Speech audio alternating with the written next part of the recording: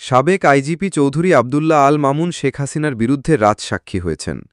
এবার হাসিনার কেনা দামি পেগাসাস মেশিনটিও তার বিরুদ্ধে সাক্ষী হয়ে দাঁড়াতে যাচ্ছে বলে জানা গেছে।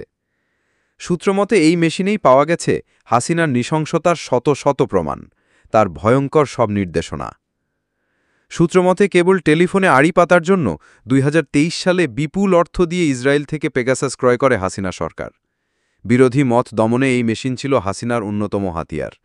এবার সেই হাতিয়ারই ব্যবহার হবে হাসিনার বিরুদ্ধে, কেননা হাসিনার অনেক কল রেকর্ডই এখন পেগাসাস থেকে চলে এসেছে আন্তর্জাতিক অপরাধ ট্রাইব্যুনালের হাতে, এমনটাই দাবি করেছে একটি সূত্রমতে শেখ হাসিনা জুলাই-অগাস্টে আন্দোলনকারীদের দমনে কী ধরনের নির্দেশনা দিয়েছিল এবং সেটা কী পরিমাণ ভয়ঙ্কর ছিল তা প্রকাশ্যে আসলে অনেকের কাছেই অবিশ্বাস্য মনে হবে। হাসিনার ভয়ঙ্কর রূপ এইসব কল রেকর্ডে সুরক্ষিত রয়েছে। আন্দোলন চলাকালে শেখ হাসিনা এবং তার দোসররা বেশিরভাগ সময়ই তাদের ভয়ঙ্কর সব নির্দেশনা হোয়াটসঅ্যাপে দিত, যার কোনো প্রমাণ কারো হাতে ছিল না।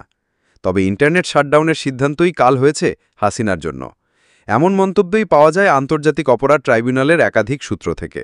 কারণ ইন্টারনেট বন্ধ করে দেওয়ার পর শেখ হাসিনা সহ নেতাকর্মীরা তাদের সকল নির্দেশনা সরাসরি টেলিফোনের মাধ্যমে দিতেন, যা হাসিনার কেনা আড়ি পাতার মেশিন পেগাসাসে সংরক্ষিত হয়েছে। নাম প্রকাশ না করার শর্তে আন্তর্জাতিক অপরাধ ট্রাইব্যুনালের একজন জানান, এমন সব নির্দেশের রেকর্ড পাওয়া গেছে যা শুনলে গা শিউরে উঠবে। এমনকি পুলিশ কমিশনার, সেনাবাহিনীর উচ্চপদস্থ কর্মকর্তা, র্যাব কিংবা আওয়ামী লীগের নেতাদের শেখ হাসিনা আন্দোলনকারীদের পরিবারকে ধরে এনে গুম এবং হত্যার নির্দেশও দিয়েছিলেন। যদিও পুলিশ এবং সেনাবাহিনীর উচ্চপদস্থরা হাসিনাকে এই বিষয়ে বুঝাতে চেয়েছিলেন, কিন্তু হাসিনা তাদের রীতিমতো গালমন্দ এবং হুমকিও দিয়েছিল বলে রেকর্ড রয়েছে।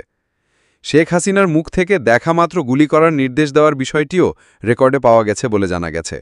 ৩ অগাস্ট শেখ হাসিনা তার অনেক আত্মীয় স্বজনকে সরাসরি ফোন করে বিদেশে চলে যেতে নির্দেশনা দেন, আর দলীয় নেতাদের মাঠে নেমে আন্দোলনকারীদের পিষে ফেলার নির্দেশনার রেকর্ডও রয়েছে বলে জানা যায়।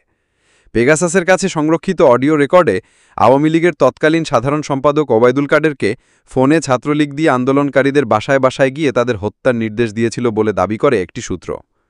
জানা যায়, হাসিনার বিরুদ্ধে রাজসাক্ষী হতে শুরুর দিকে মত দেননি সাবেক আইজিপি চৌধুরী আবদুল্লাহ আল মামুন, কিন্তু তার সাথে হাসিনার কথোপকথনের রেকর্ড শোনার পর মামুন বুঝতে পারেন শেষ রক্ষা সম্ভব নয়। তারপরেই তিনি সব স্বীকার করে হাসিনার বিরুদ্ধে কথা বলতে রাজি হন।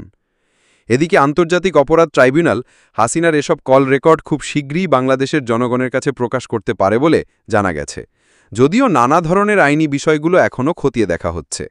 তাছাড়া হাসিনা সহ আওয়ামী লীগের দোসরদের বিচারকার্যে এই কল রেকর্ড কী ধরনের প্রভাব ফেলতে পারে সেটা বিবেচনা করে রেকর্ডগুলো জনসম্মুখে প্রকাশ করার বিষয়টি চূড়ান্ত করা হবে।